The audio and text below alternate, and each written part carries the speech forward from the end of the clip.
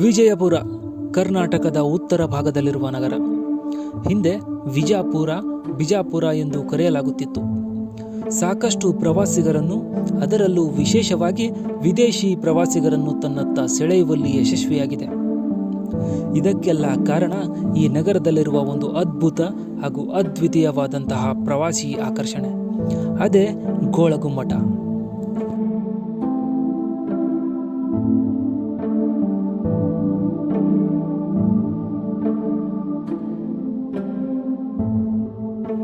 ಗುಮ್ಮಟ, ಗುಂಬಜ ಅಥವಾ ಬುರುಜವು ಒಂದು ಅರ್ಧಗೋಳಾಕಾರದ ಆಕೃತಿಯಾಗಿದೆ. ಮುಸ್ಲಿಂ ವಾಸ್ತುಶೈಲಿಯಲ್ಲಿ ಈ ರೀತಿಯ ಅರ್ಧಗೋಳಾಕಾರದ ಗುಮ್ಮಟಗಳನ್ನು ಸಾಮಾನ್ಯವಾಗಿ ಕಾಣಬಹುದಾಗಿದೆ.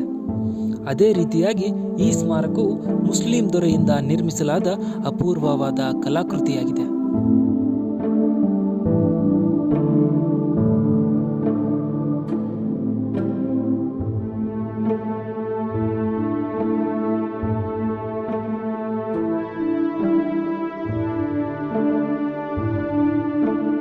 ಗೋಳಗುಮ್ಮಟ ಅರ್ಧಗೋಳಾಕಾರದ ಬೃಹತ್ ರಚನೆಯಾಗಿದ್ದು ಆದಿಲ್ ಶಾಹಿ ಸುಲ್ತಾನನ ಸಮಾಧಿಯ ಸ್ಮಾರಕವಾಗಿದೆ.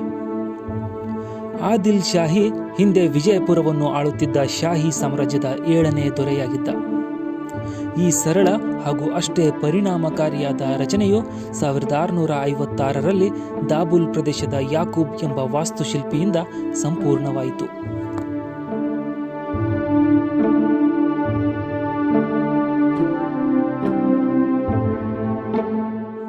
ಆದಿಲ್ ಶಾಹಿ ರಾಜ್ಯಭಾರದ ಚುಕ್ಕಾಣಿ ಹಿಡಿಯುತ್ತಿದ್ದಂತೆಯೇ ಮುಂದೆ ತನ್ನ ಹಾಗೂ ತನ್ನ ಕುಟುಂಬದವರ ಸಾವಿನ ನಂತರ ಸಮಾಧಿಗಳನ್ನು ಅದ್ಧೂರಿಯಾಗಿ ನಿರ್ಮಿಸುವ ಉದ್ದೇಶದಿಂದ ಈ ಬೃಹತ್ ಸ್ಮಾರಕದ ನಿರ್ಮಾಣದ ಕಾರ್ಯ ಆರಂಭಿಸಿದ.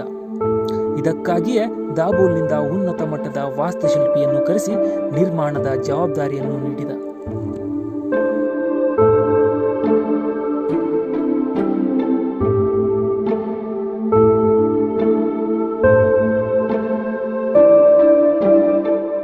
ಗೋಲ್ ಗುಂಬಜ್ ಜಗತ್ತಿನಲ್ಲಿರುವ ಅತ್ಯಂತ ದೊಡ್ಡ ಸಿಂಗಲ್ ಚೇಂಬರ್ ಸ್ಟ್ರಕ್ಚರ್ಗಳಲ್ಲಿ ಒಂದು. ಗೋಲ್ ಗುಂಬಜ್ನ ಪ್ರವೇಶ ಮಾಡುತ್ತಿದ್ದಂತೆಯೇ ಒಂದು ಐತಿಹಾಸಿಕ ಸುಂದರ ಕಟ್ಟಡ ಎದುರಾಗುತ್ತದೆ. ಈ ಕಟ್ಟಡವನ್ನು ನಗಾರ್ ಖಾನಾ ಎಂದು ಕರೆಯುತ್ತಿದ್ದರು.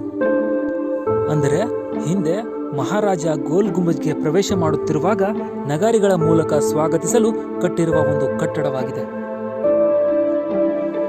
ಆದರೆ ಈಗ ಇದನ್ನು ಮ್ಯೂಸಿಯಂ ಆಗಿ ಮಾರ್ಪಡಿಸಿ ಮಹಾರಾಜರ ಯುದ್ಧ ಸಾಮಗ್ರಿಗಳು, ಉಡುಪುಗಳು ಮತ್ತು ಇನ್ನಿತರ ಪರಿಕರಗಳನ್ನು ಮ್ಯೂಸಿಯಂನಲ್ಲಿ ಸಂಗ್ರಹಿಸಿಡಲಾಗಿದೆ.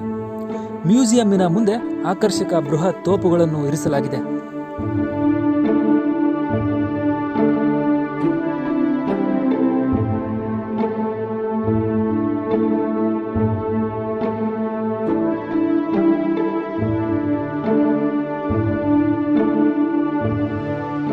ಮುಂದೆ ಕಮಾನಿನ ಒಳಗಡೆ ನಡೆದಾಗ ವಿಶ್ವ ಪ್ರಸಿದ್ಧಿ ಗುಮ್ಮಟ ಕಾಣುತ್ತದೆ. ಬೃಹತ್ ಪ್ರವೇಶ ದ್ವಾರದ ಒಳಗೆ ನಡೆದಂತೆ ಬಾಗಿಲುಗಳ ರಚನೆ ಅದ್ಭುತವಾಗಿದೆ. ಗೋಲ್ ಗುಂಬಜ್ನ ಮಧ್ಯದಲ್ಲಿರುವ ಗೋಳಾಕೃತಿಯ ಶಿಖರವು ಯಾವುದೇ ಕಂಬ ಅಥವಾ ರಚನೆಯನ್ನು ಆಧರಿಸಿ ನಿಂತಿಲ್ಲ. ರೋಮ್ ನಗರದಲ್ಲಿರುವಂತಹ ಸೈಂಟ್ ಪೀಟರ್ ಬ್ಯಾಲಿಸಿಕಾದ ಡೋಮ್ ಅನ್ನು ಹೊರತುಪಡಿಸಿದರೆ ಇದು ಪ್ರಪಂಚದಲ್ಲಿಯೇ ದೊಡ್ಡದು. ಈ ಡೋಮ್ ನಿಂತಿರುವುದು ಪೆಂಡಾಟಿವ್ ಎಂಬ ತತ್ವದ ಮೇಲೆ. ಪರಸ್ಪರ ಕ್ರಾಸ್ ಆಗುವ ಕಮಾನುಗಳ ವ್ಯವಸ್ಥೆಯೇ ಈ ಡೋಮಿಗೆ ಆಧಾರವಾಗಿರುತ್ತದೆ. ಭಾರತದಲ್ಲಿ ಬೇರೆಲ್ಲಿಯೂ ಈ ಬಗೆಯ ರಚನೆ ಇಲ್ಲ.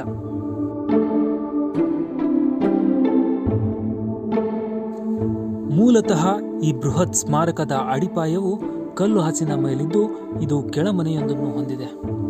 ಯಾವುದೇ ಕಂಬಗಳ ಆಧಾರವಿಲ್ಲದೆ ಅತ್ಯಧಿಕ ಖಾಲಿ ಜಾಗವನ್ನು ಹೊಂದಿರುವ ಜಗತ್ತಿನ ರಚನೆಗಳ ಪೈಕಿ ಇದು ಸಹ ಒಂದಾಗಿದೆ.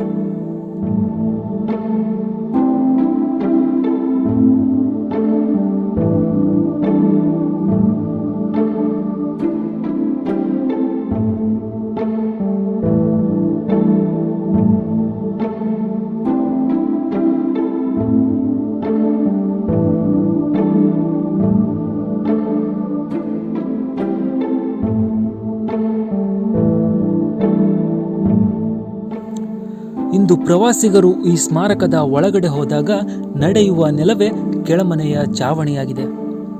ನೆಲದ ಮೇಲೆ ಅಲ್ಲಲ್ಲಿ ನೆಲದ ಮೇಲೆ ಅಲ್ಲಲ್ಲಿ ಕಿಟಕಿಗಳ ಆಕಾರದ ರಚನೆಗಳನ್ನು ಕಾಣಬಹುದಾಗಿದೆ. ಸ್ಮಾರಕದ ಒಳಭಾಗವು ಚೌಕಾಕಾರವಾಗಿದ್ದು ಆದಿಲ್ ಶಾಹಿ ಹಾಗೂ ಆತನ ಕುಟುಂಬದವರ ಸಮಾಧಿಗಳನ್ನು ಮಧ್ಯದಲ್ಲಿ ಇರುವುದನ್ನು ಕಾಣಬಹುದಾಗಿದೆ.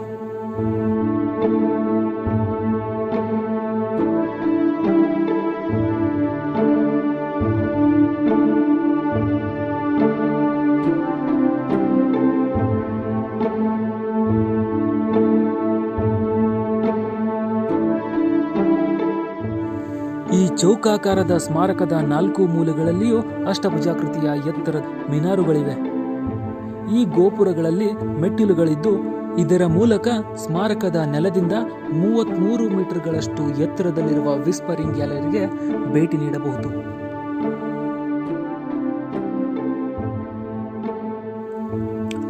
ವಿಸ್ಪರಿಂಗ್ ಗ್ಯಾಲರಿಯು ಚಾವಣಿಯ ಗೋಲದಂತೆ ಗೋಲಾಕಾರವಾಗಿದೆ. ಇದು ಶಬ್ದ ಅಥವಾ ಧ್ವನಿ ವಿಜ್ಞಾನಕ್ಕೆ ಒಂದು ಅದ್ಭುತ ಉದಾಹರಣೆಯಾಗಿದೆ. ಈ ಗ್ಯಾಲರಿಯಲ್ಲಿ ನಿಂತು ಒಮ್ಮೆ ಚಪ್ಪಾಳೆ ಹೊಡೆದರೆ ಸಾಕು, ಕನಿಷ್ಠ ಪಕ್ಷ ಆ ಚಪ್ಪಾಳೆಯು 7 ಬಾರಿ ಪ್ರತಿಧ್ವನಿಸುತ್ತದೆ.